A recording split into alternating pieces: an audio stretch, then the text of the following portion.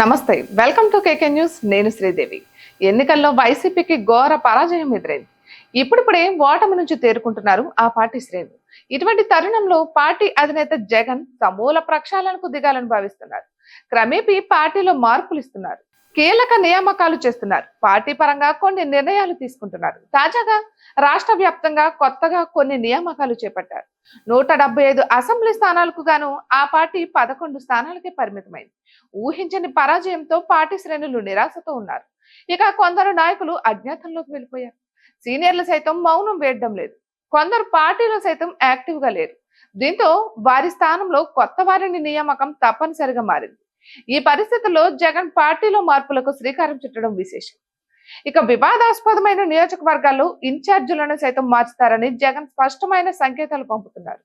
ఇక జగన్ వచ్చే నెలలో విదేశీ పర్యటనకు వెళ్లనున్నారు. అటు నుంచి వచ్చిన వెంటనే పార్టీ ప్రక్షాళనకు సిద్ధపడుతున్నారు.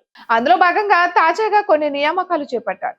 పార్టీ ప్రధాన కార్యదర్శులుగా ముగ్గురిని కొత్తగా నియమించారు. గడికోట శ్రీకాంత్ రెడ్డి, వేంపల్లి సతీష్ రెడ్డి, చెవిరెడ్డి భాస్కర్ రెడ్డి ప్రధాన కార్యదర్శులుగా నియమించారు. ఇక వైసీపీ యువజన విభాగం అధ్యక్షుడిగా జక్కంపూడి రాజా, బీసీఎల్ అధ్యక్షుడిగా ఎమ్మెల్సీ రమేష్ యాదవ్, ఎస్సీసెల్ అధ్యక్షుడిగా సుధాకర్ బాబు, చేనేత విభాగం అధ్యక్షుడిగా గంజి చిరంజీవి, విద్యార్థి విభాగం అధ్యక్షుడిగా పానుగంట చైతన్యాలను నియమిస్తూ ఉత్తర్వులు ఇచ్చారు. ఇక రాష్ట్ర వ్యాప్తంగా చాలా నియోజకవర్గాల్లో అభ్యర్థులను మార్చాల్సి ఉంది. ఈ ఎన్నికల్లో దాదాపు 80 చోట్ల జగన్ అభ్యర్థులను మార్చారు, కానీ అది వర్కౌట్ కాలేదు. అందుకే నేతలు తమ పాత నియోజకవర్గ బాధ్యతలు అప్పగించాలని కోరుతున్నారు.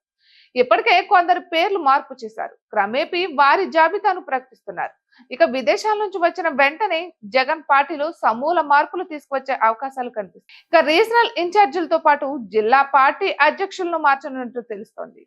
మొత్తానికైతే జగన్ పార్టీలో ప్రక్షాళనకు దిగినట్టే.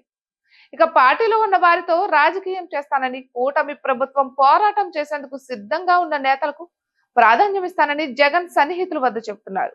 మరి అది ఎంత వరకు వర్కౌట్ అవుతుందో చూడాలి.